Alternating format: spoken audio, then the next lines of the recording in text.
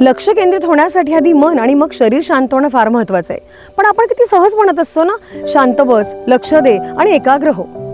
ही वाक्य विशेष मुलांसाठी खरं तर इतकी सोपी नाहीये. मी आहे डॉक्टर प्राजक्ता, विशेष मुलांची काउन्सिलर आणि एक्सपर्ट. तुमच्या मनात जर असे काही प्रश्न असेल या मुलांना घेऊन, तर तुम्ही मला प्रश्न विचारू शकता. इनफॅक्ट मला तुम्ही विषय सुचवू सुद्धा शकता. विशेष मुलांना खूपदा शाब्दिक सूचनांचं पालन करणं कठीण जातं. कधी त्यांना आवाजाचा त्रास होतो, कधी त्यांना प्रकाश खूप जाणवतो, कधी लोकांच्या हालचाली त्यांना त्रास देत असतात किंवा कधी गर्दी त्यांना त्रास देत असते. अशात त्यांना समाजासोबत रेग्युलेट होण्यासाठी खूपच अडचणीचं जातं. अशा वेळेस सेन्सरी इंटिग्रेशन रूम अतिशय सुंदर काम करतं. ही केवळ खेळण्यांची खोली नाही.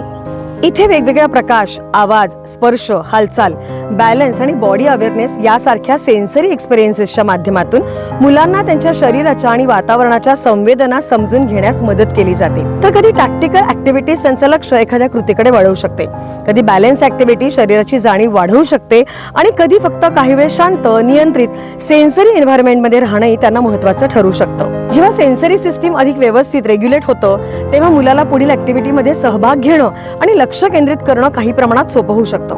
म्हणूनच विशेष मुलांच्या हॉलिस्टिक डेव्हलपमेंटमध्ये sensory integration, ADL, communication, social interaction आणि स्किल डेव्हलपमेंट या सगळ्यांचा एकत्र विचार होणं गरजेचं आहे.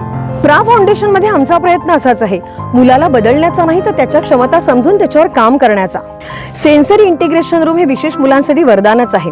विशेष मुलांना सुद्धा सर्वसामान्य मुलांप्रमाणे जगण्याचा पूर्ण अधिकार आहे. म्हणूनच प्रा फाउंडेशनचा हा स्तुत्य उपक्रम आहे, जो तुम्ही एकदा पाहायलाच पाहिजे.